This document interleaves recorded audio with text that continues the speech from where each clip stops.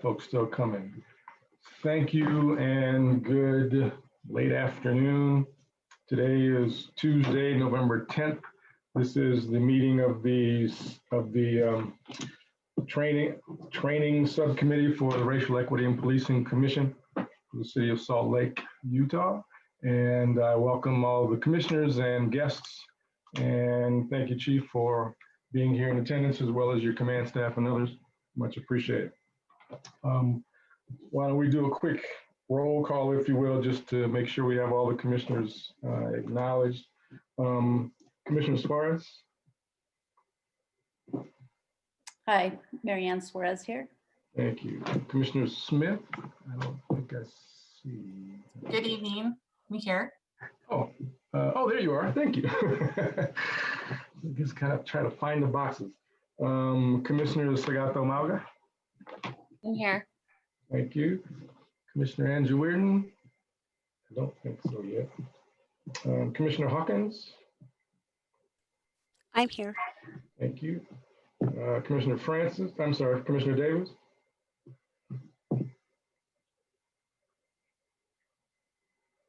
Where'd he go? Oh, there he is. I'm here. We were talking about names a few minutes ago. Thank you. Commissioner Prospero. Not yet. Commissioner Afamada. No. Commissioner Romero. No. Commissioner Tedese. Here. Thank you. Commissioner Kaili? Nope. And Commissioner Queenie Hira? No. All right. So thank you. And again, welcome to community members and police officers who are here. We appreciate your presence very much. Just wanted to do a brief, hopefully everyone received the agenda that got sent out, as well as the minutes. And so just want to pause and see if there's any thoughts on the minutes that need corrections or additions to last week's subcommittee meeting.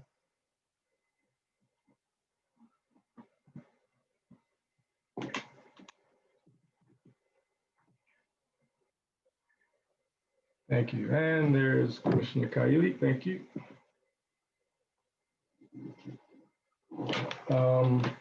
Okay, next piece, just as an FYI for all of you, I don't know if any of you were able to be on the Zoom link or whatever it is, WebEx.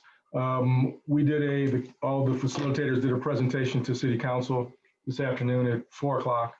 I'm just kind of on the overview of the process, the structure at this point, talking about the subcommittees, talking about the upcoming process for community engagement, the listening sessions that we're going to be facilitating, the goal of the overall commission, as you've addressed it, some of the very specific ideas of trying to come forward with recommendations to City Council and to the mayor on a quarterly basis. The idea that what we're talking about is just not throwing new policies at the police department, but really talking about culture change, and so we can affect positive outcomes for everyone. And that was kind of the big picture. They didn't have any questions, so I don't know if y'all can tell me if that's a good thing or a bad thing. They had no questions, so either we dazzled them or we baffled them. And so it was probably a 25-minute presentation. And that was about it. So they're looking forward to the next time we come, and the next time when we do come and bring some recommendations to them. Is there any report from the youth committee relevant to the training division? I know you're working a lot on policies. Anything in specific, Commissioner Tedeschi, that you would want to bring to this subcommittee? For our last meeting, on Saturday, we got started a bit late, and we mostly focused on policy and school safety. So I don't have anything for training subcommittee. Okay, thank you very much. Before we step into the invitation to Captain Mortis and Chief and others, Oh, Commissioner Andrew, good to see you. I'll just pause if there's any specifically comments or questions from any of the commissioners about either the agenda or anything that we're missing, or any comments from the discussion last week from Lieutenant Zayas. And certainly we'll get into it a little bit more as we hear some more, but just want to offer that space. Nothing about Dante, but my 6:30 meeting is a report to the Commission for Human Rights, I believe. Okay, And so I'll be updating them about where we are in the process. very good, very good. Thank you. Thank you. Any other thoughts or questions, Commissioner?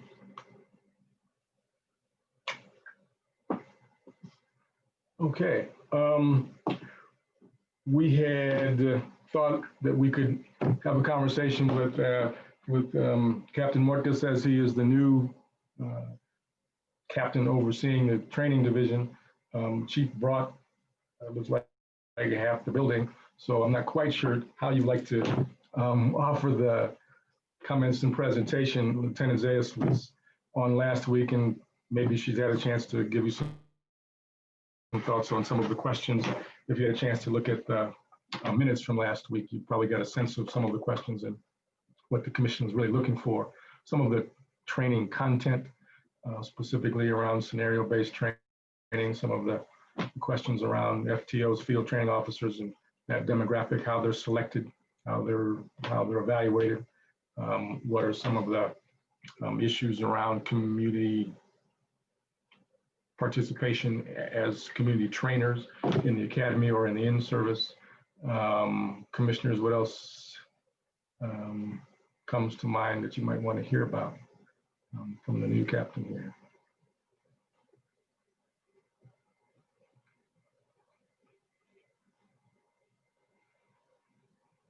Or we can just let them get rolling, and we can then pause and ask some questions as they present. I don't know if it's appropriate or if you had time to develop it, Captain, but some of the training philosophy, in addition to some of the detail that might be present, I think we asked Lieutenant Zayas last week some pretty specific questions about the content. I wonder if there's an overarching philosophy that could be articulated. Great, thank you, thank you.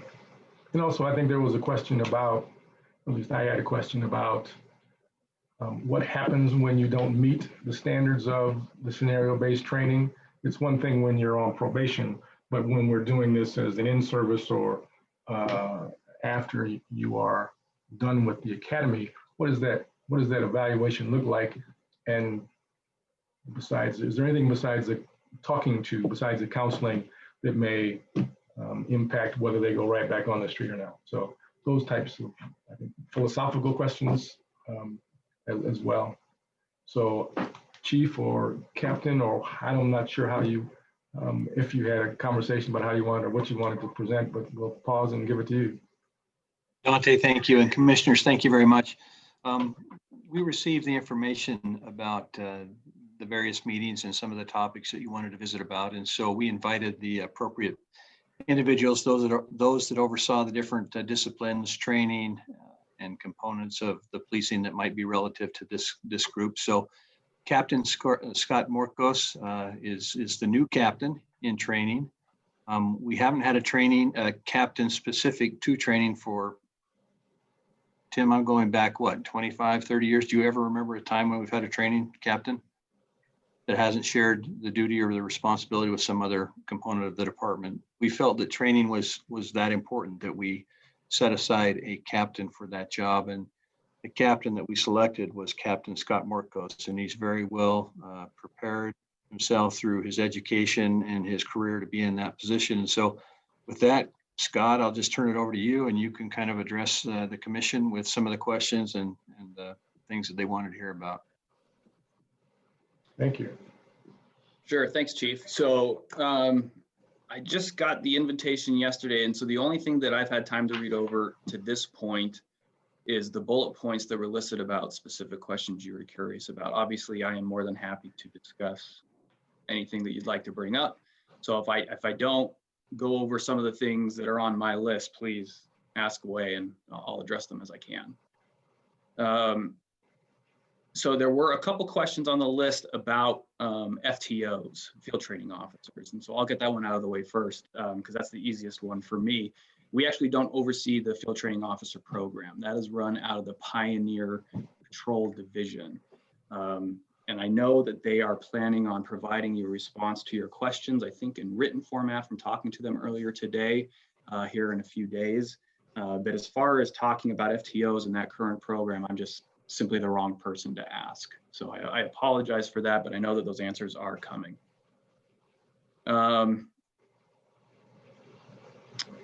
So, Yeah, so if I can ask, so Pioneer Patrol Division is separate from the training division, obviously. What is the relationship? I mean, how did they get to be overseeing the cadets that come out, you know, the recruits that come out of the academy?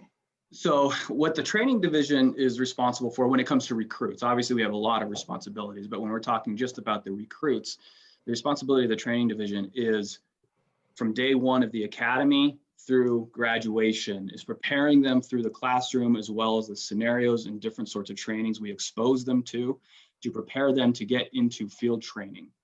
Once they graduate, assuming they graduate from the police academy, which most of them do, and we can talk about those numbers because I know that's something that was on the list.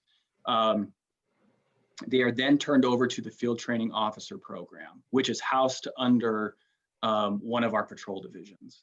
There's no real reason, as far as I know of, that it's the Pioneer Patrol Division versus the Liberty Patrol Division. It just currently happens to be under the Pioneer Patrol Division. I believe, and that it's been that way for quite some time, at least as long as I've been here, so at least 16 years. And I believe the reasoning behind that is our job is to prepare them to go out onto the road. Once they get out onto the road, there's a better relationship between them and the actual patrol division to learn that particular part and aspect of their job, because that's where they're going to be working as soon as they get off of field training, assuming they make it off of field. Okay, thank you. It's patrol officers that are the field training officers. It's no longer academy instructors. We aren't set up in a way where we could manage the field training officer function simply because we're not the ones out there in the field walking them through the actual day-to-day processes of the job. That is the patrol officers who act as the field training officers who currently work in that patrol division. So it makes more sense to house that component under the patrol division. That being said, we constantly communicate with the patrol division, the Pioneer Patrol Division's field training people that are over that program. We give them updates throughout the academy to let them know where certain recruits are, efficiencies we're seeing, positives we're seeing, things to watch out for when they get out into field training. We're constantly having those conversations. If something comes up during the field training process, they often come back to us to ask us, hey, did they have any issues with this particular problem? And we can have that discussion. And frankly, there are some times where they send them back to us to kind of go over some remedial training on certain specific issues that they seem to be having issues with actually out in the field, where they might not have exhibited that in the classroom. And so we can bring them back in for a day or two to kind of go over and build up those skills again before sending them back out on the road. Thank you. Is there any reconnection with the recruits once they've left the academy to determine what is the kind of synchronicity between what you've taught them in the academy and what the FTO is telling them they need to know on the street? Do you go back? Is there any reevaluation of any of that connection between the training and what they're hearing from the FTO? Yes, so we have, what's the word I'm looking for? Our trainers have access to recruits. It's DOR, I can't remember what it stands for, but the grading function of recruits that are out in field training officer program. Daily observation reports. Thank you. Daily observation reports. So every day a recruit is out in the field training officer program, they're graded every single day on a whole list of different functions. I guess I appreciate that. I guess my question is not from the FTO perspective, it's from the recruit perspective. Is the recruit seeing a distinction between what they're being told and shown in the car versus what they learned at the academy? So what we do, we focus heavily on making sure that what we're teaching in service, which is what field training officers are getting, right? Because they're current active officers. So what they get in service matches with what we're teaching in the academy, right? We don't want to be teaching something in the academy that doesn't align with what's actually going on in the field as far as what we're training. So we work very hard to make sure those two things are matching up. Now, there's always going to be, I mean, can I say that it aligns everything 100%? Probably not, because learning and doing something in the classroom, depending on the subject matter or the situation, is going to look different and feel different in the field, right? And that's part of the reason why we have those two things broken out. We have the academy, and then we have the actual exposure to doing the job in person. That being said, the fundamentals, the philosophy of what we teach our recruits carries over from the academy to the FTO program. Those two things are the same. Chief?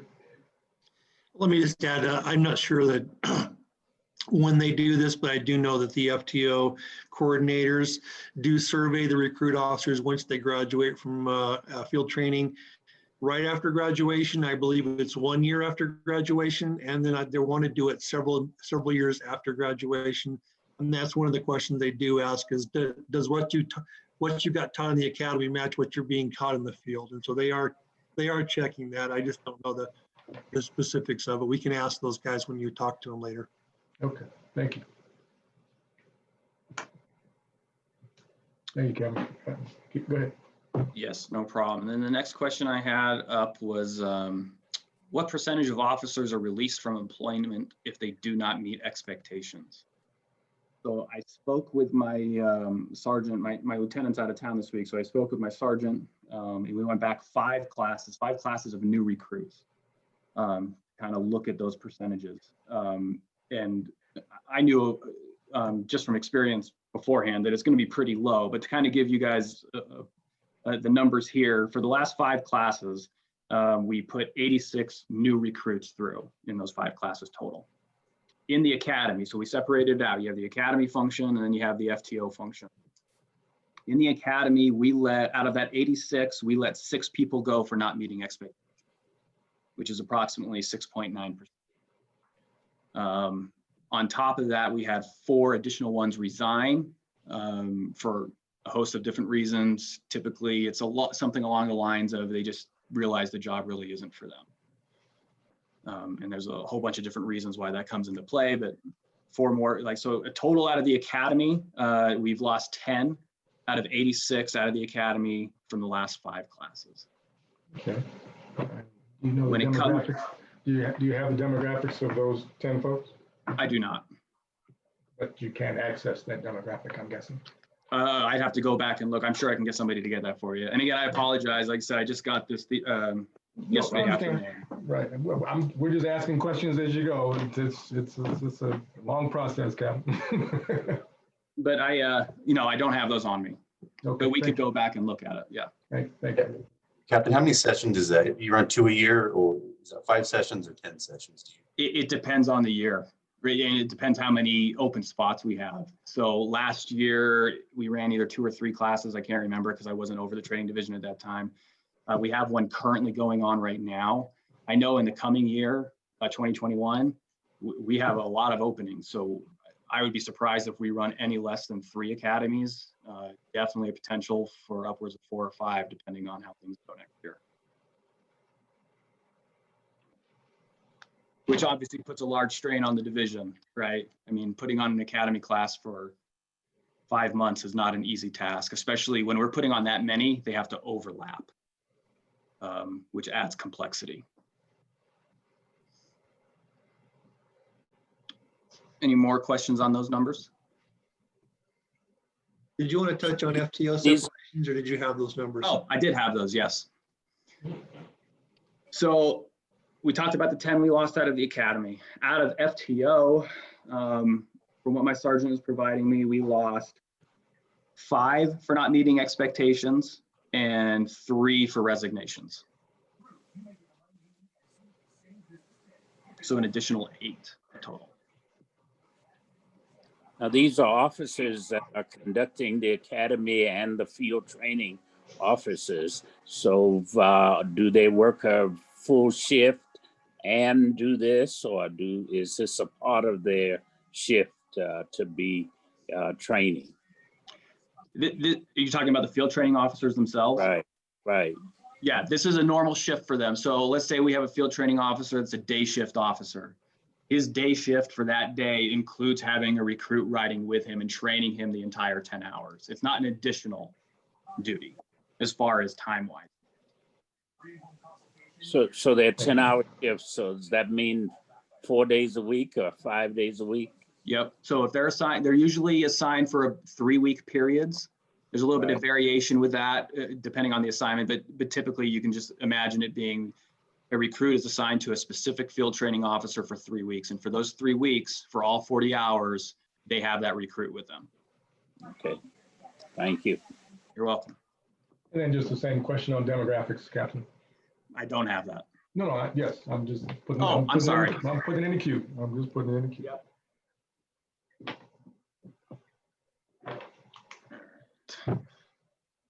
And the next question I had was report writing. What is the requirement / policy for when a report must be submitted, specifically as it relates to community interactions? So I'm not quite sure what you mean by community interactions there. I do have our policy up regarding when we require reports. The list is lengthy. Is there a specific thing you're looking for? So I don't list that whole thing. Unless that's what you want, I'd be happy to read the list. Maybe a better approach would be to talk about the times then that people do not have to write a report when they've had an interaction with the community or with an individual. Is that a shorter list? Well, it's hard to describe that, but so let me start going down some of the things that I think you might be getting at, and then we can go with questions as we go along if you'd like. So they have to write a report whenever a crime has been committed, right? They have to write a report whenever an arrest is made. So if we arrest somebody, there has to be a report written. Whenever there's any use of force, a report has to be written. On top of that, whenever an officer takes any police action. So for example, if we handcuff somebody and that person is compliant and there's no force used in the handcuffing process, that isn't a use of force. However, it's still a police action putting somebody in handcuffs. So that would still require a written report. There's some obvious ones here that we don't need to go over because I don't think that's what you're getting at. You know, there certainly are times, so I think that's what it comes down to when we're talking about police actions. There are times where somebody might stop to talk to somebody. There's no force used. There's no overt police action taken. It might just be asking what they're doing in that area for a particular reason. And that doesn't necessarily necessitate a report, depending on how that interaction goes. That being said, there still is documentation of that. Because if they're having that interaction with a citizen in the course of their duties, they're required to have their body camera on. So regardless of whether there's actual written narrative report, there still is documentation of that interaction. If I do a pat down as a result of just self-initiated, does that require a report? That should require a report, yes. Is it any different whether it's from a call or whether it's self-initiated? No. Nope. And I don't know legislation that may have happened in Utah. What's the expectation or requirement for informed consent, and what does that mean and look like to get it? As far as consent to search goes? Correct. Yeah. So, I mean, as far as consent to search, that's governed by, you know, case law, right? Just like anywhere else in this country, consent to search is a exception to the search warrant rule, right? Right. As Do far I as have state, do I have to tell you, you can tell me no, or can I just say, I'm gonna search you, okay, and you don't know, you can say no, so you say, okay? so the case law on that is a little complicated. Short answer is that no, you don't have to explicitly say that.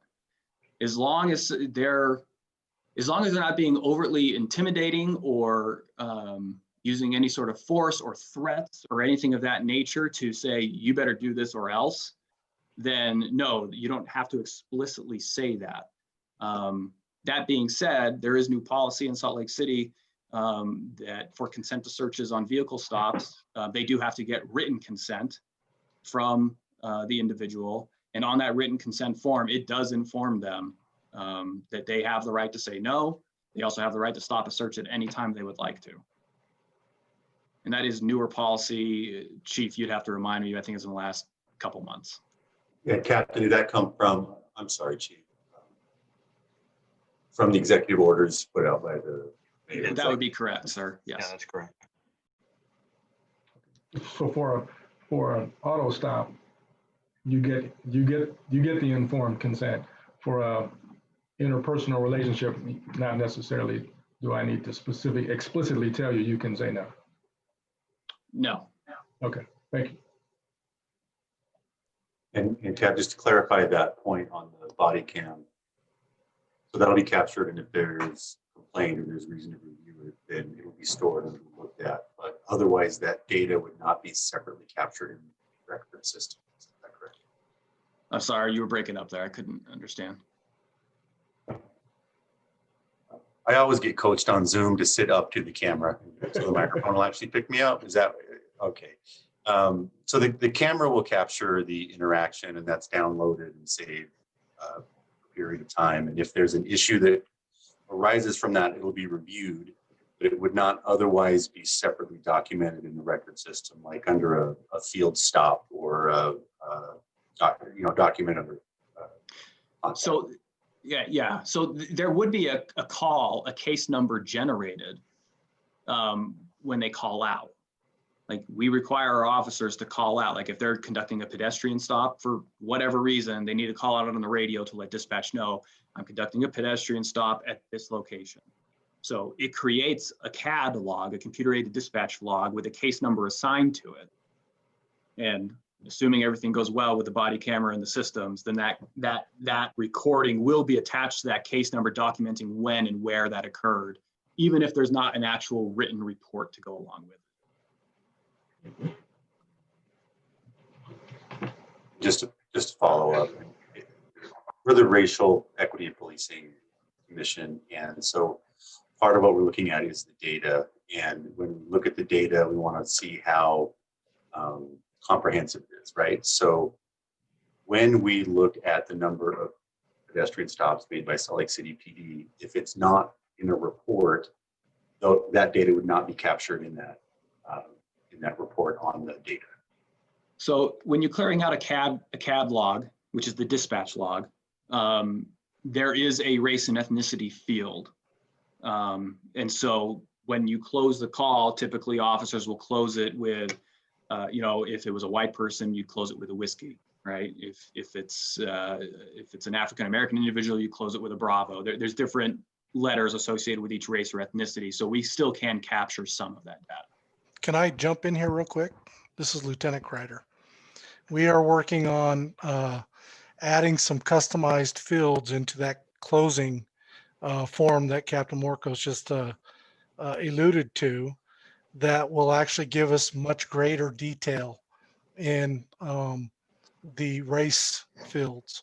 We're actually going to be able to actually capture not just a single whiskey or whatever. We'll actually have numbers put to those races and ethnicities, and we will be able to draw reports from that and be able to document and pull up that information with greater ease here in the very near future. So Mark, historically, sorry, Chief. No, I'm sorry, Commissioner. I think we need just to explain that while our previous CAD had limited abilities to track the race and ethnicities, it only let us capture 2 to 3 of those per call. And so with this new one, updated one, we're able to capture everybody on the call. So we have all of that data. So we have limited, not really full data right now, but we will have much better, greater data in the future. Did we want to go ahead and show them the screenshot of that new field or screen No, on the I MDT, or is that too much? I don't think we need to do that. It's too much detail. Okay. How is that race or ethnicity determined before you put it down? It's the officer's perception. So it could be a guess between this is Native person, this is Latino, this is Middle Eastern. It's just a guess. Unless there's something off of a driver's license that would indicate, like if they are handed the driver's license and the officer happened to look at it and notice what the ethnicity or race is on there, then yes, it's the officer's perception. Relative to the screen, for what it's worth, it's that's come up a few times on the commission, and I know historically we've been unable to capture some of that data. So that's fantastic that work is moving forward. I'm really pleased. Just real quick, correct me if I'm wrong. I don't believe that any race or ethnicity is on a driver's license. It's not on there. No, it's not.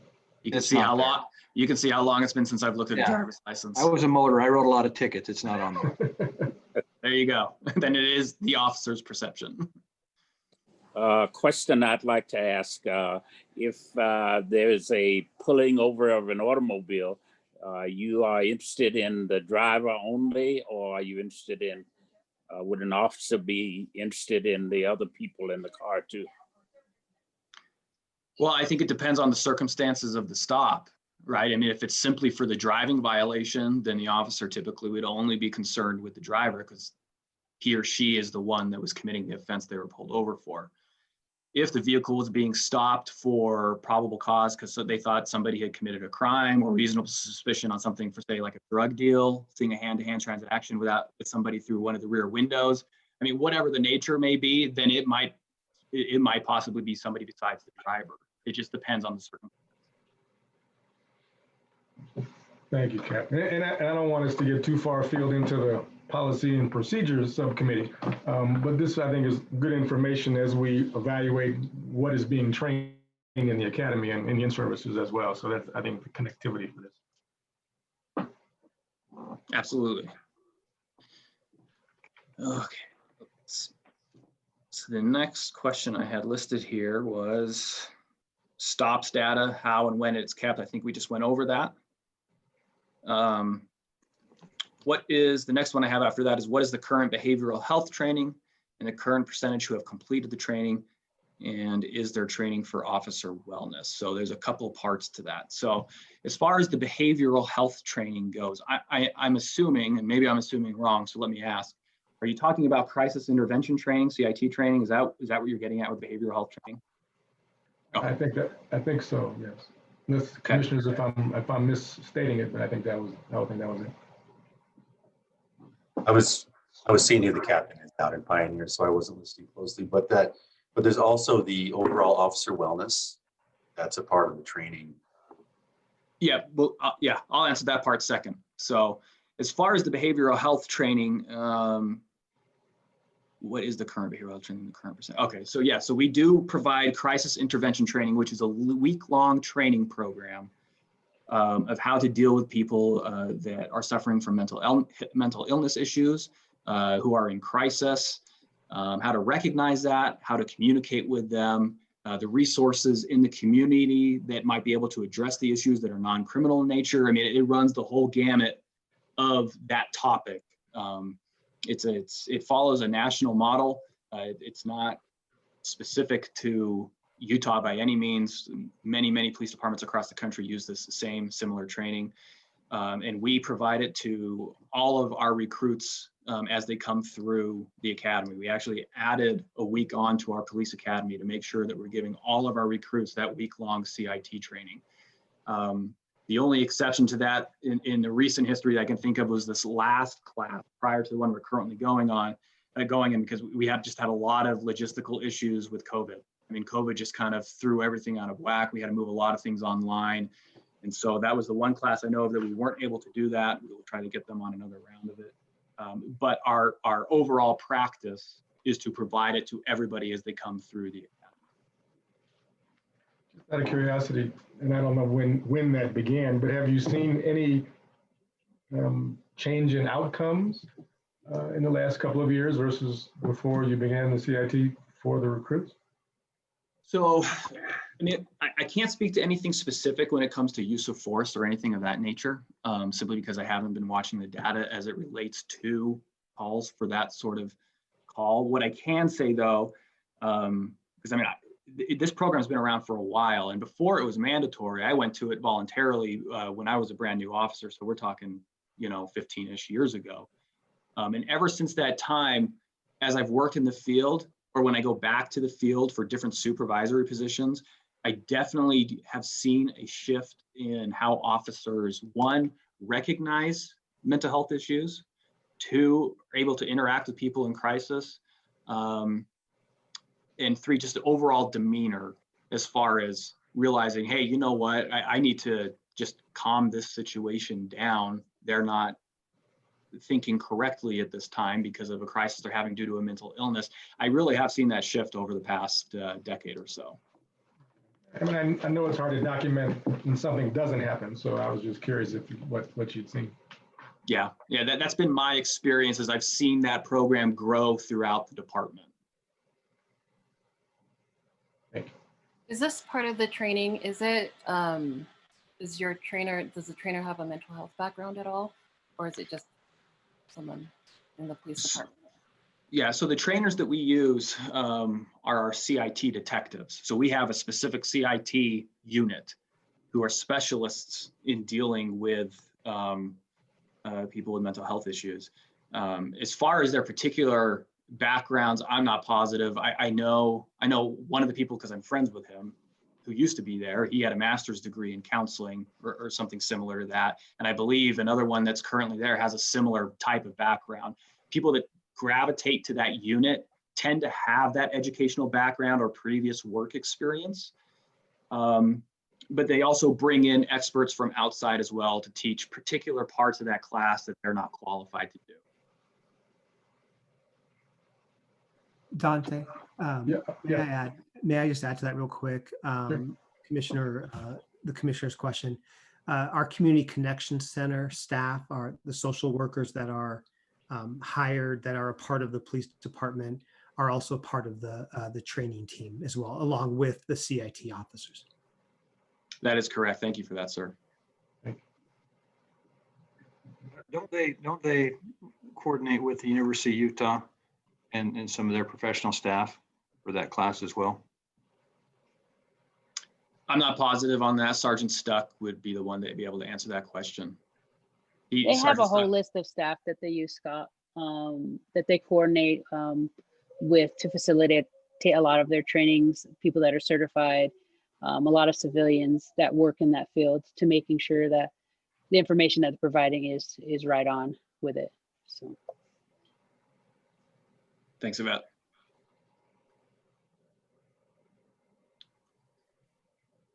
The second, I'm sorry, did I interrupt somebody? No, I just want to make sure that answered Commissioner's question. Yeah, it does. Thank you. Sure. The second part of that question was, is there training for officer wellness? There are specific components of the academy that talk about healthy lifestyles, as well as officer wellness, dealing with stress, dealing with traumatic incidents. So yes, we do specifically work that into the academy. We also make sure to facilitate having the peer support program have time in the academy to come and talk to the officers about, hey, this is a resource that's available to you, as well as having people from the city's EAP program, the Employee Assistance Program, who offers all the psychological care that's available to officers or whatever else they might need to come in and be able to make sure they know about those resources.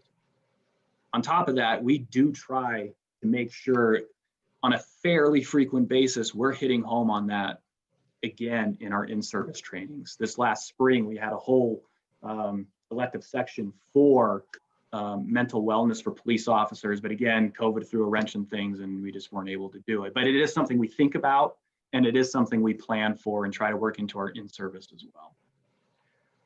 How does the department destigmatize the need for mental health support.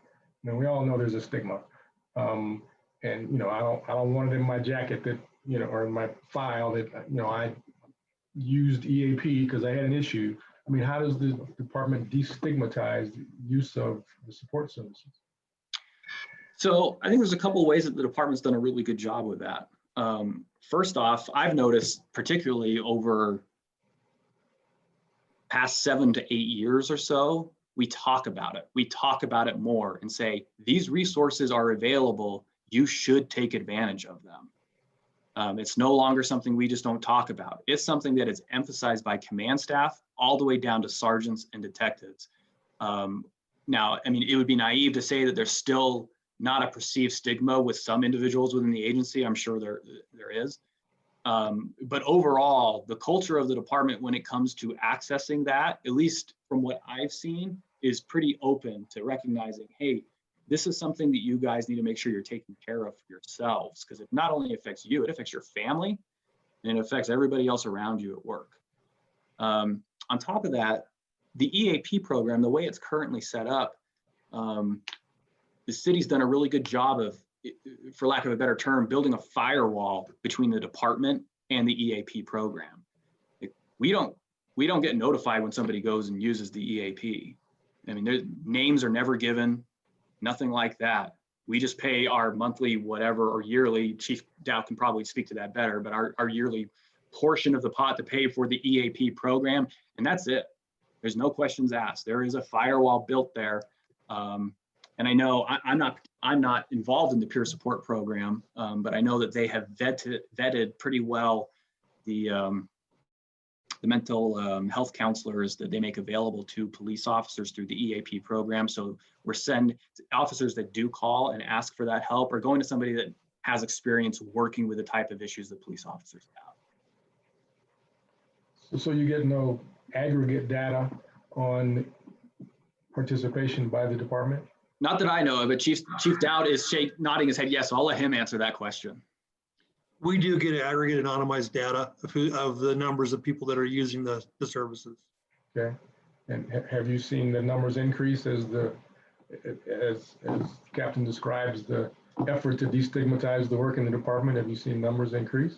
Yeah, I'm not sure I would attribute it to anything we're doing, or maybe it's more to what's happening in the world nowadays, but there are more people utilizing the services. And I think one thing that the captain talked about, I think the biggest help for people is to have senior commanders talk with them and tell them their stories of using EAP and peer support, because it shows them that they're not going to have a negative effect on their career. Thank you.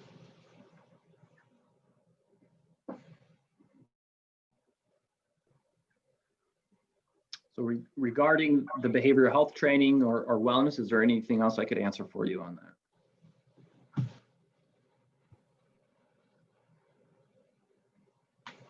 Okay. Then the last bullet point that I had on the invitation was, how does SLCPD measure the effectiveness of trainings? So that's a difficult question. One that I've actually tried to put a lot of thought into over the last few weeks as I've taken over this position. I think there's some easy ones there, right? If we're doing firearms training, you know, the obvious evaluation of that is can they pass the qualifications, right? Is our training effective if they're consistently shooting at a high standard? There are other ones that are not even close to being that easy though, right? If we're teaching some sort of class on communication, how do we measure the effectiveness of that? I don't know if there's an easy answer to that. And this isn't a Salt Lake City issue by any means. I think this is a professional issue that people have really paid attention to a lot more in the past couple of years. Robin Engel, she's the head researcher affiliated with the IACP, the International Chiefs of Police. She's a researcher out of University of Cincinnati, and she recently wrote, I wouldn't say scathing, but it was basically a call to arms to criminal justice researchers as well as criminal justice executives, saying, hey, we have a duty to evaluate the training that we are providing in these agencies? Does it work? Right? There's a big movement in the field for evidence-based policing. I think the issue in the profession currently is there is no evidence base, right? In my free time, I'm a PhD student up at the University of Utah, so I am steeped in the research. I mean, this is what I do for fun in my free time.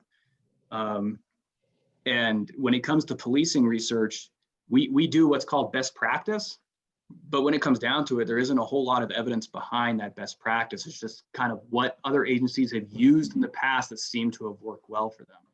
But one of the things that I am very much dedicated to as I take over this position is trying to push that forward, thinking about ways that we can build in evaluations programs to see if they're working. Because if they're not, we shouldn't be wasting our time doing them, or we should look at tweaking them to make them more effective.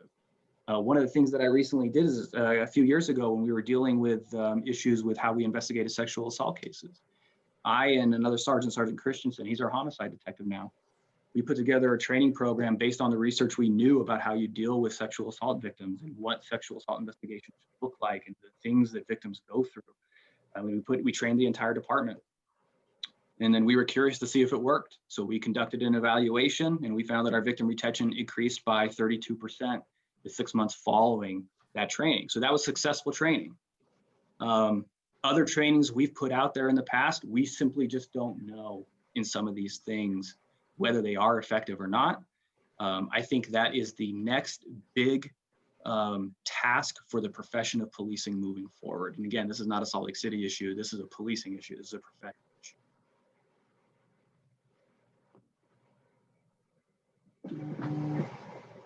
Thank you. Commissioners, questions? A general question, would it be helpful to have training that is the same in more than one jurisdiction, say for the whole state of Utah?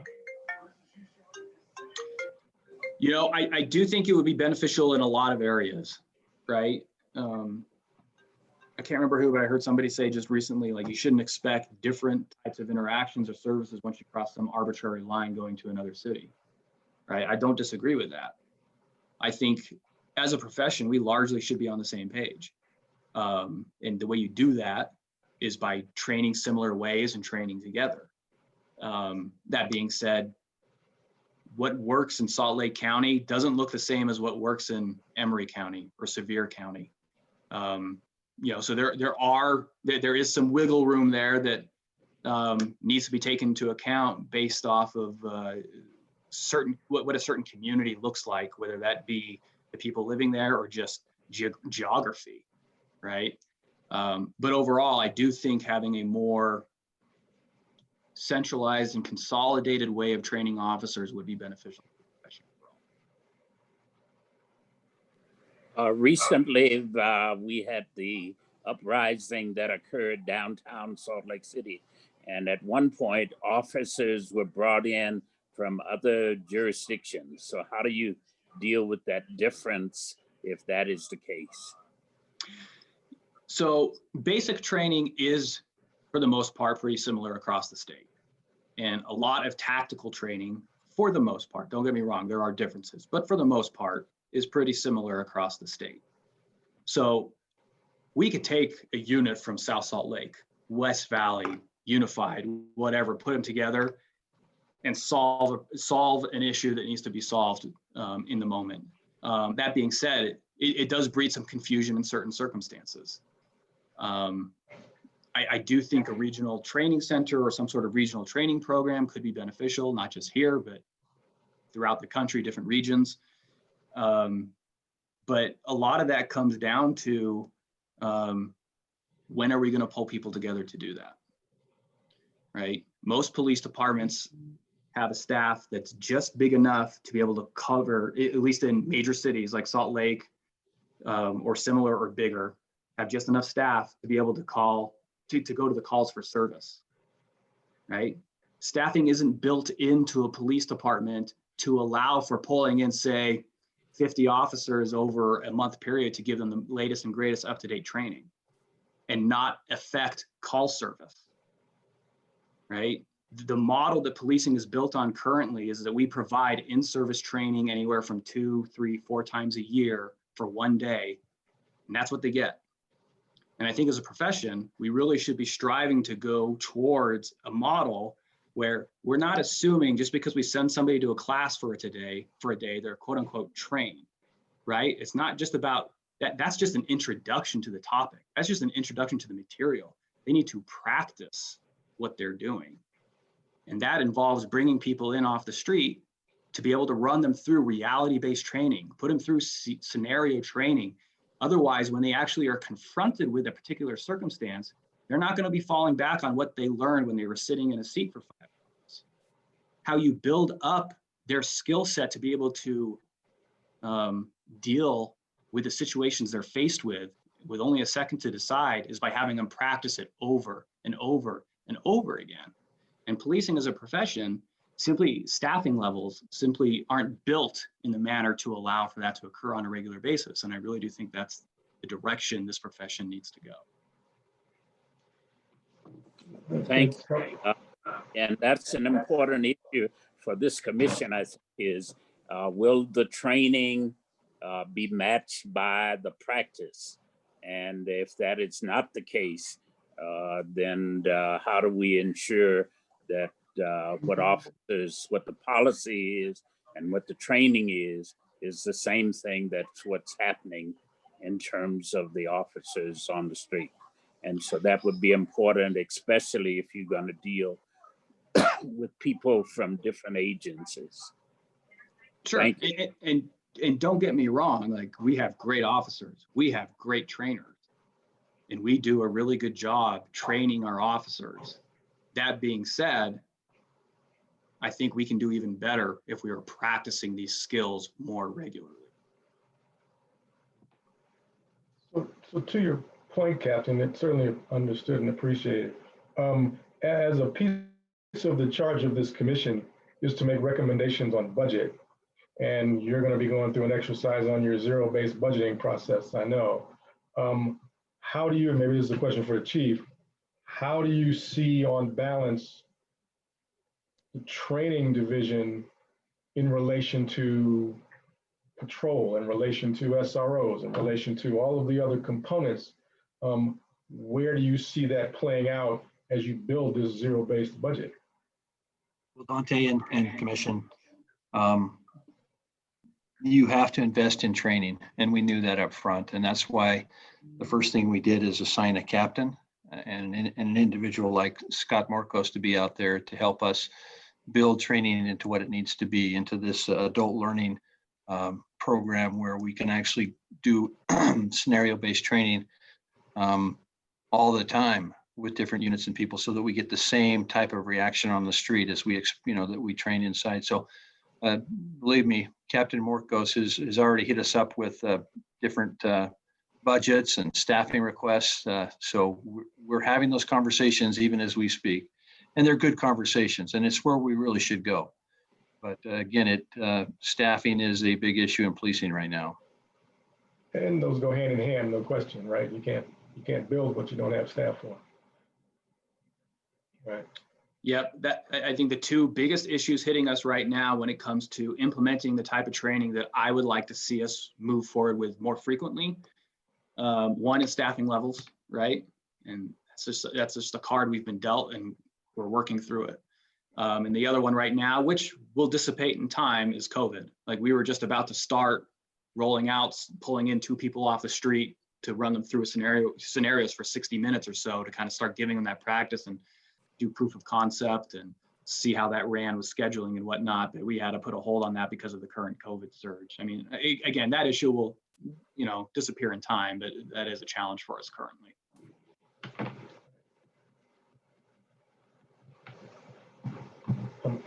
As we're talking about scenario-based training,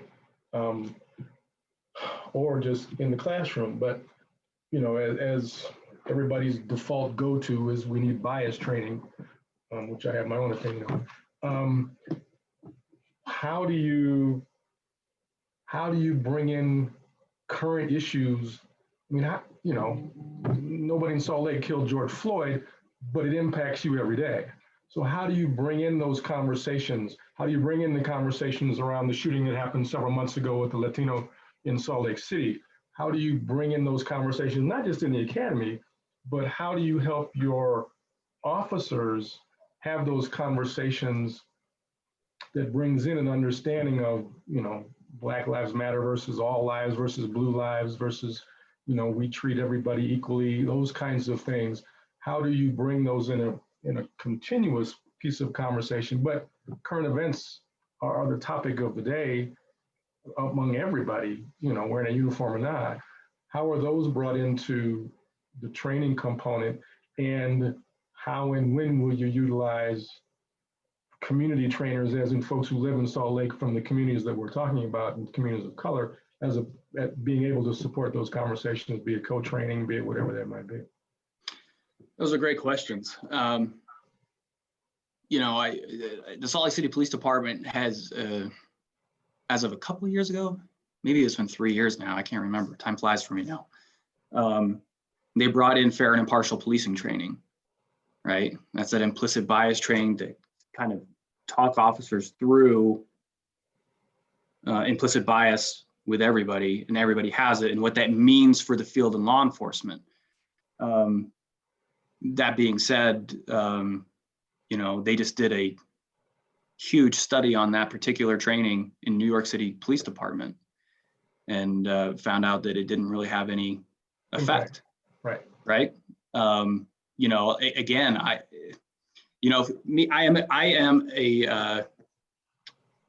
am a proponent of evidence-based policing, right? I am a proponent that we should be providing training with our finite training budgets that can have an impact, that actually has an impact. At the same time, I understand that bringing in a training like that also, at least at a minimum, whether it actually has any sort of outcome measure that you're measuring, can start a conversation. So there's things to balance there.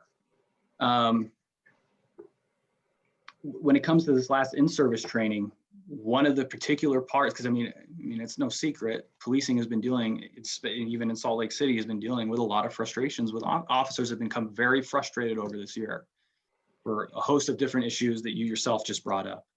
And one of the components that we had in this most recent training was allowing one of our trainers to have that conversation with people, just to start talking about it, let them express themselves and work through some of these issues as groups. It was cathartic to a sense, in one sense, because it just allows people to have that conversation, right? Because it can be an uncomfortable conversation. And I think sometimes people feel like they're not allowed to have it.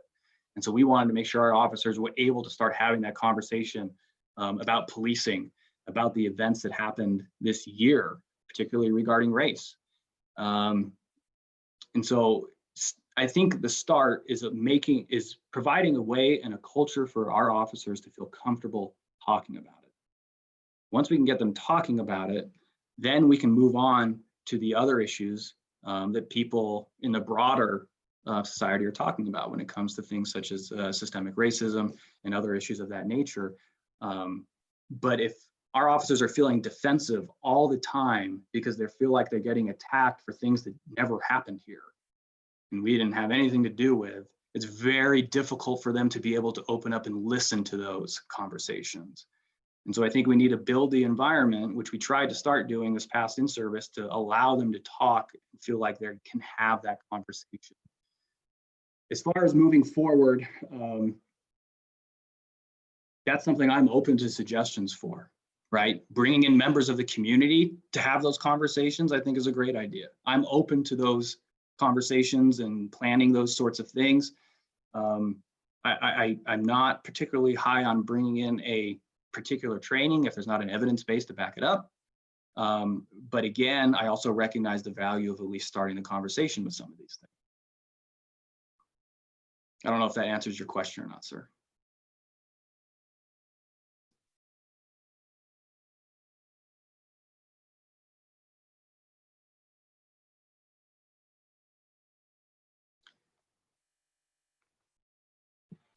I have a question.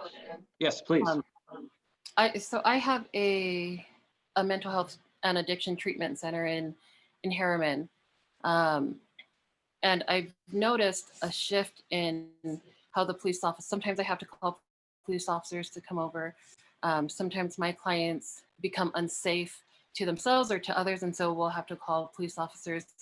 2-3 years ago, I want to say police officers would come in and just be very aggressive, giving commands, and it was really scary for a lot of my clients. In the last year, I have noticed that the police officers will come in, and there has definitely been a shift. I've seen police officers chase one of my clients down the street and grab her and hold her and say, "You're safe," and just repeat that. I've had an officer come in and I've had a client on the floor just like freaking out, and I've had a police officer come in and lay down on the floor with her and just get down on her level and talk to her. And in the past year, I've seen that happen several times. And so there's definitely been some shift. They've changed something over there in Harriman. Now, if I had a treatment center in Salt Lake, I don't know how safe I would feel calling the police officers. What are you guys doing to create that shift or to make those similar changes? So, I mean, to be frank, I do see similar behaviors from our officers here in Salt Lake City. I mean, I've seen that on video camera. I've seen it in person. Now, that doesn't make the news, right? But that happens all the time with our officers here in Salt Lake. Does that mean we're perfect and we get it right every single time? Absolutely not. Does it mean that we don't need to improve on anything? Of course not.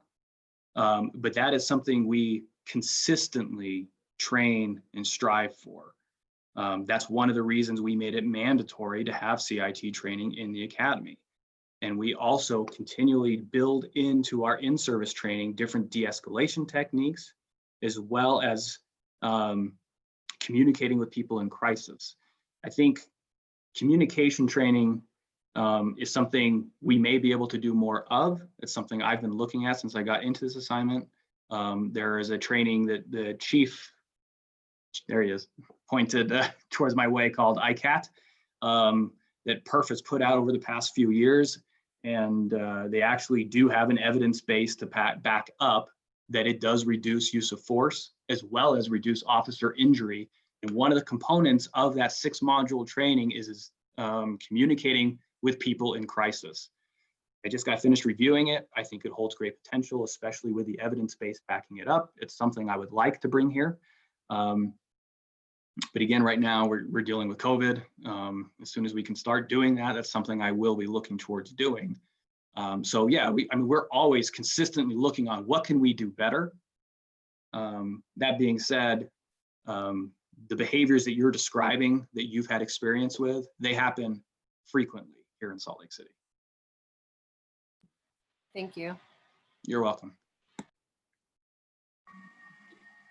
In the training department, is there some training that is done that assists the officers in knowing how to build community relationships? There used to be a time we used terms like community policing, or policemen that were walking around the communities and so forth and so on. So is there that kind of training going on also in the department? We certainly discuss community policing. We certainly discuss the different methods and strategies for that type of policing. It's something that we here at the police department, we value and believe in. In the academy, we actually typically, before COVID hit, obviously, we would actually have officers go out and have lunch with local elementary schools, right? And have that interaction with elementary school officers, elementary school kids, and different community programs like that to get them out in there and get them used to, having that relationship with the community they're policing in, as well as having that positive interaction on the other end. So that is something we do regularly and build into our police academies. Obviously, that's taken a little bit of a back seat with COVID restrictions. But again, once we get past this COVID issue currently, we will be hitting that again as hard as we can, just like we did before. Yeah, can I just jump in there real quick? Pastor Davis, you know that community policing, we've talked about this, how important it is, but right now, a lot of what we do comes down to staffing restrictions. We would love to have our patrol officers have enough time in their day to have a moment to go visit with the kids or play basketball or go visit with some shop owners or clergy. But right now, on certain shifts, when they come to work, they're going call to call to call to call. They don't have that free time to engage the community. And so we are working very hard to make patrol the backbone of our organization and to put officers into those assignments and into those beats so that we can reduce the call load so that officers have some of that unencumbered time to go visit and be a part of that community.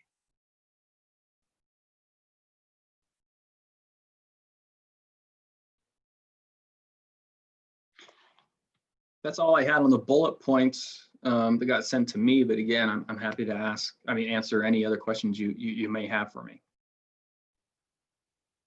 Captain, I was just reflecting on your comments about officers sharing their frustration, and that's a real issue and something facing this commission, at least in my opinion, is how do we narrow that gap, right?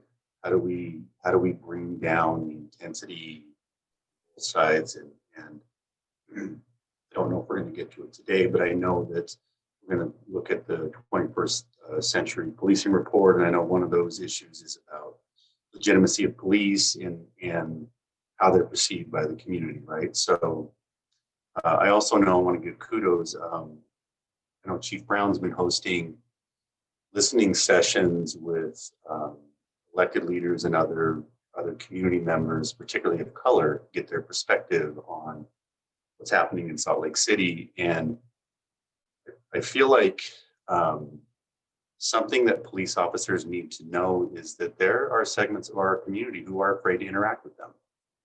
And I think that there needs to be an opportunity to have that conversation to de-escalate and bring that awareness into a situation and maybe even explain, hey, this is why we have to do this sometimes. And let's get past that risk and get to a conversation. Because I think that can really help narrow that. I'm pleased that the officers are having that opportunity to speak. Can you perceive of a way that the department can drill down deeper into hearing the community and having the officers process that without the defensiveness going up, right? So I think talking about it and sharing it is great, but we only learn if we're listening. And is there? So, yeah, I mean that's the million. Think about it. I don't mean it's a heavy question, right? No. I appreciate it because that's the $1 million question, right? I mean, the way I look at this is, I mean, what we're talking about is trust, right? We're talking about trust. Trust breeds legitimacy, right? Trust breeds understanding. Trust breeds cooperation. But I think what we need to remember at times is that trust is a two-way street. It's a reciprocal relationship. And so while there certainly are individuals within the community that are legitimately afraid of interacting with police officers, there are at times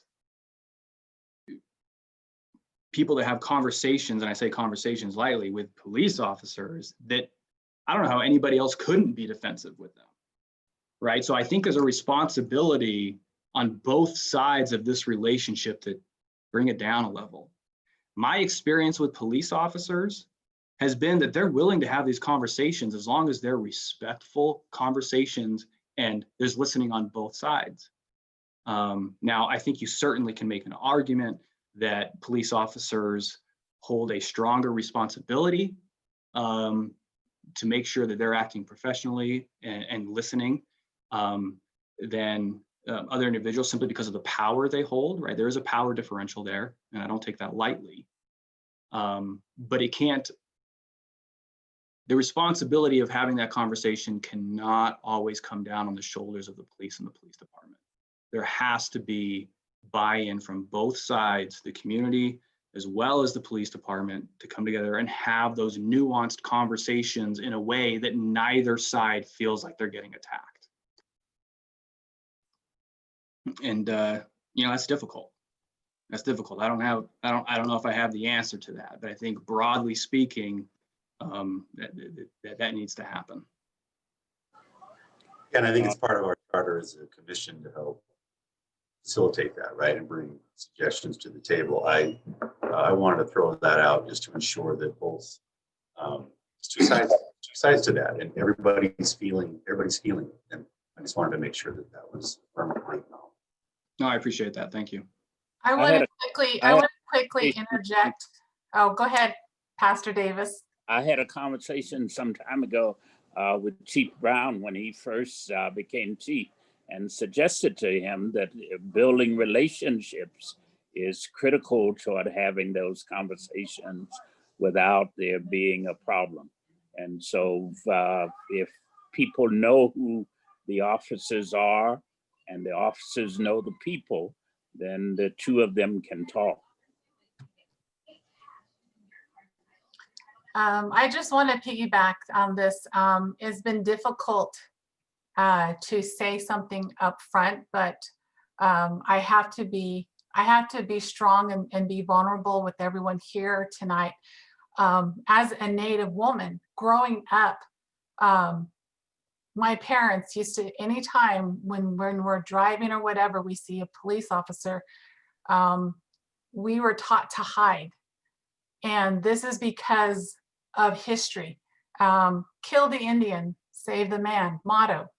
This was implemented in the boarding school system. I'm a survivor of the boarding school syndrome.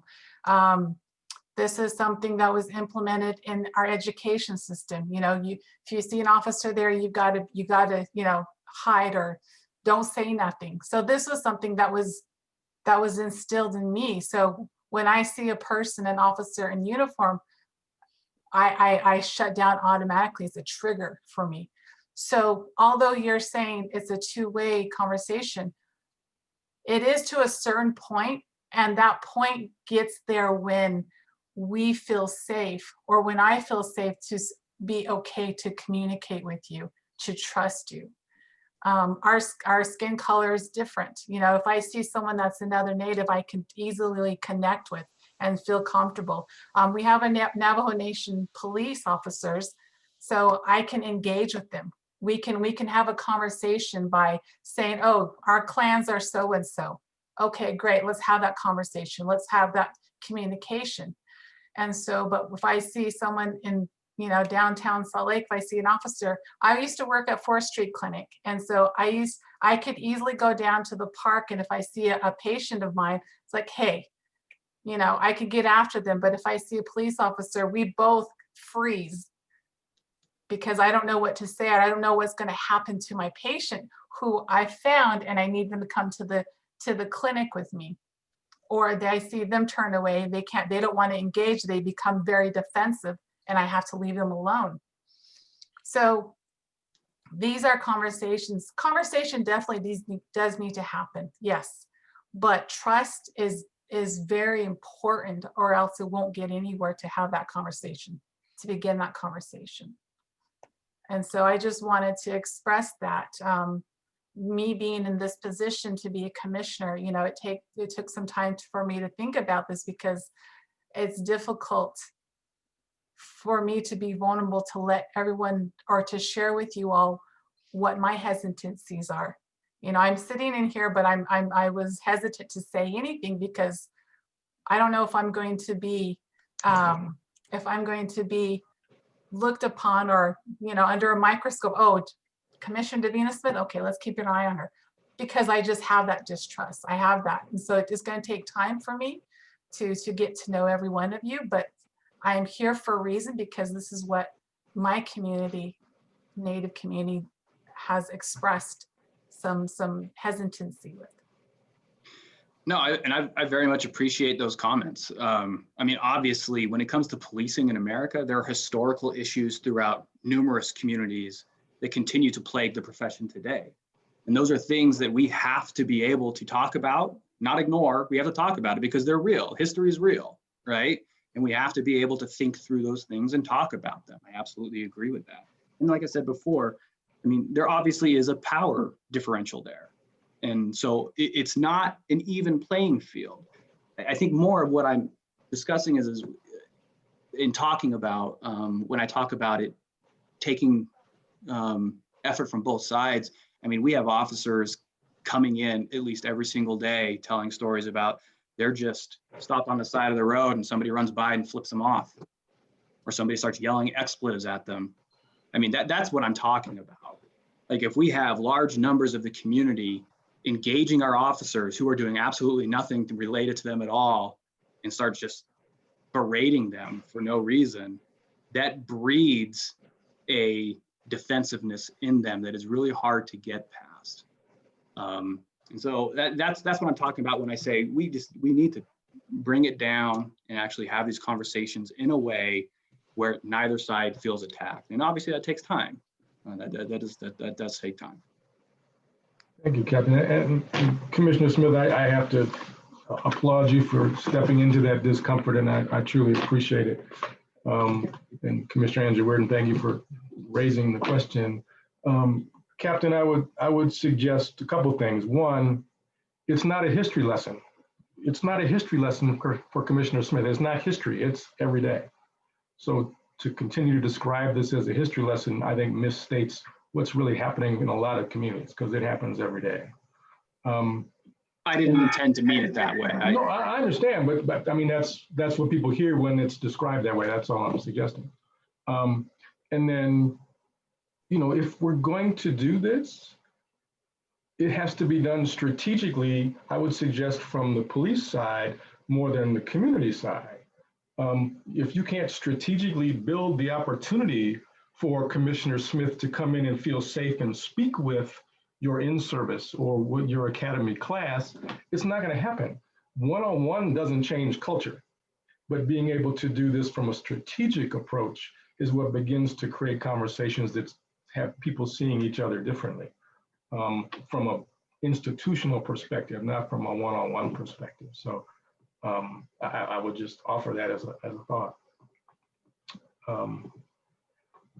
I want to say thank you, because there's only a few minutes left, and there's a couple things I really do want to get to in our agenda. But Captain and Chief and everybody else, lieutenants, I really appreciate it. I know the commission really appreciates your presence, and hopefully you will be here not because you have to present, but because we can begin to have some interactions in the same way that we're describing, to break down those walls, and so we can begin to hear each other maybe differently, which then allows us to see each other differently. So it's an open invitation, not just because it's an open meeting, but it's an open invitation because I don't think we can really achieve the best success without the support of everybody on this call, as well as all the officers that you engage with and oversee on a daily basis. So thank you, and you'll be hearing from us again, no question. So thank you. I do want to get to a couple quick things before I end this session on time for you. The Commission on 21st Century Policing, there's just a couple things I would, and I know we don't really have a time for conversation, but just call to your attention. Specifically, recommendation 5.2 on page 54 speaks to engaging community members in the training process, as we've kind of been discussing. So thinking about what that might look like, just reviewing, putting your eyes on that. Just want to compliment, I guess, the PD. I mean, one of the recommendations, 5.6, is making CIT training both a part of basic recruit and in-service officer training, which you've clearly done. So kudos, and just want to recognize that you've done that. 5.7 speaks to ensuring that basic training includes lessons to improve social interactions as well as tactical skills. So how is that really happening? How do we begin to ask and or think about recommendations to help think about the academy and what we can do to recommend improvements to that content? the end of 5.7 on page 57 speaks to de-escalation, which is kind of a mantra of academies anymore, but also speaks to tactical retreat skills and how do we begin to talk about those? Just because you're there doesn't mean you need to go hands-on and lock anybody up. Besides de-escalate, maybe you just need to step back. And so how is that conversation happening is a question we just never got to, Captain. So not that you don't do it, it's just something for us, I think, to consider. 592 on page 58 really speaks to the refugee and immigrant population in the communities and how there's an engagement with the understanding of specific issues related to refugee and immigrant populations that might not be specific to other communities. So anyway, those are just some of the examples of things I think we can begin to dive into and discuss, as we've heard lots of content from the training division. And thank you again, Captain and Chief, for coming. So I would encourage you, if you have not had a chance to read that report, please do. I think some of the things in it, Salt Lake City is obviously already doing, but there are some things maybe we can consider and talk about as we move forward. Thoughts from you, some of you may have read it, or I know Commissioner Anjurin has obviously read it. Others just kind of thoughts as we wind down.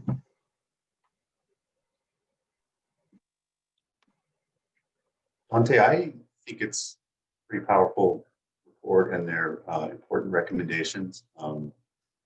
I know Dr. Prospero had another commitment tonight, and he's a real proponent of this. I hate to punt again, but I wonder if we talk about these in depth, because I think that they do that, and I think they're great recommendations. Yep, thank you. Oh, it's going to get punted. We're not done with this conversation, certainly. You know, and I'm feeling, I opened up that conversation, and Chief, I know you don't need invitation to speak, but I thought you were going to maybe sum up or give a thought on the end of that previous conversation about the dialogue.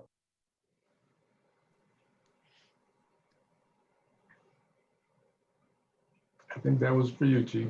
I'm sorry, Commissioner Archer, will you step up to the mic there? Thank you. I'm sorry, Mike. I brought up that really heavy subject and asked the captain to address it. And I think we all agree that that dialogue is critical. I thought you had a comment on that, and I just wanted to make sure that opportunity wasn't missed. No, I just wanted to say, you know, I remember 4 years ago on the heels of Ferguson and everything that was occurring in this country at that time. I went to Pastor Davis, and I made an appointment with Pastor Davis, and I wanted to build those community relationships and build that trust. And he was very kind to oblige me with a meeting. And I remember it very well, Pastor. I walked into your church, and I was invited into one of your big meeting rooms, and there was a large table, and it was just me and you. And I sat down, and we exchanged pleasantries for a little bit. And then I told him, look, I'm the new chief here in Salt Lake City, and I want to build relationships, and I want to have those hard conversations. And you know, all these things that I was very inspired to do. And Pastor Davis taught me a sermon in about, I don't know, two or three sentences. And only as you can do, sir, you very kindly, you looked down over your glasses, you pulled them down just a hair, and you looked at me and you said, Chief, where you been? We've been here for 42 years.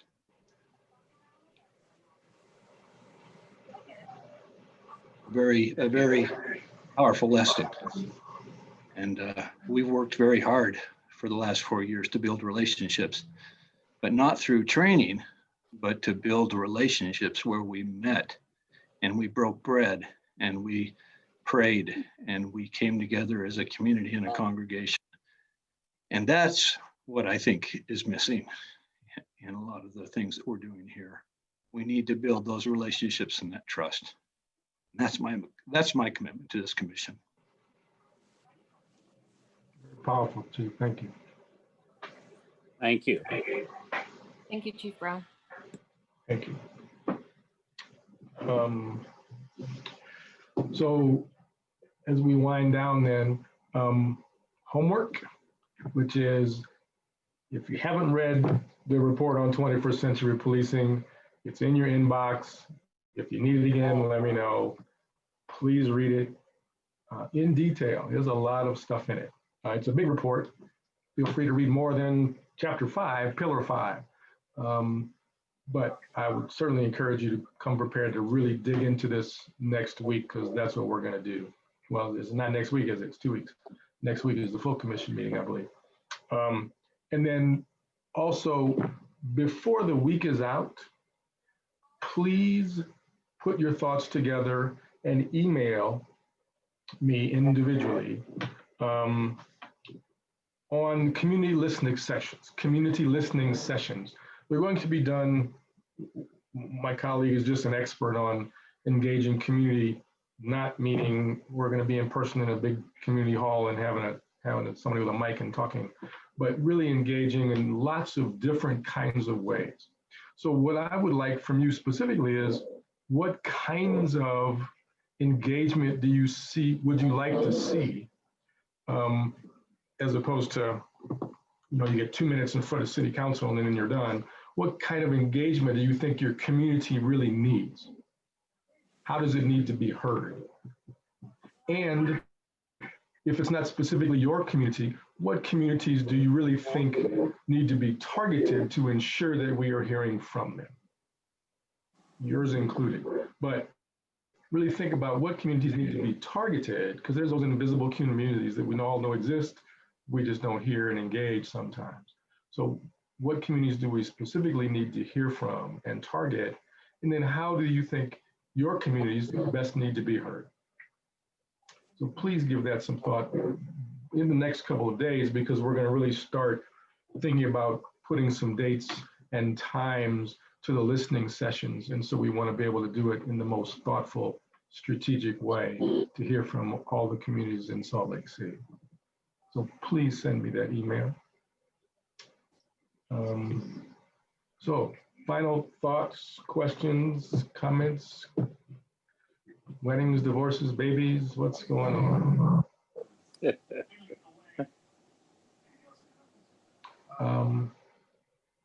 I know we're at time, but also want to see, thank you for the community members who are here. Any comment from the community members that you heard that you'd like us to consider for next time? Yes, Ms. Phillips. Can you hear me? Yes. Okay. I would like to address peer support that was mentioned. I was the peer support trainer for 7 years. Okay. So I want to make sure that they are certified peer support specialists within the state, which is under the Department of Human Services. And also on ABC News on Sunday, the DA, Sim Gill, and a reporter did a scenario. And if I could get your email, I would be willing to forward the link, but they did do a hour scenario of listening to voices and walking around and doing certain activities. And Sim Gill talked a lot about that after, and about best practice CIT. So, but peer support is my thing. So just thought I'd let you know. Great, thank you. And Coletta just put into this chat the email that you can send that to, which goes to the commission and commission staff. Nice, thank you very much. Thank you, thank you. Other community members? I would love to have a conversation, a fuller discussion about CIT. I think there's a bigger picture, and we've had many conversations with Chief Brown about this and Salt Lake PD, but just to have a fuller conversation about what that program offers and what best practices are, because there is a body of research. So I guess my inference is that you're suggesting Salt Lake City does not follow or meet best practices for its CIT training? Nope. That's correct. It's different from the national standard, the international standard. And I think that needs to be discussed. Okay, thank you. Thank you. Any other community members? Okay.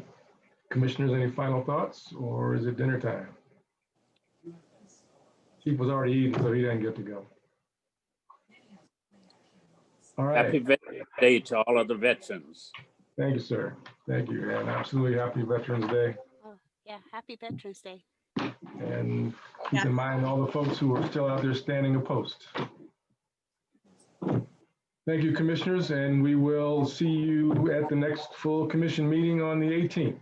So thank you very much. Stay safe and healthy out there, and we'll see you soon. Okay, thank Thanks, you. everyone. See you next week. Thank you. See ya. Thank you.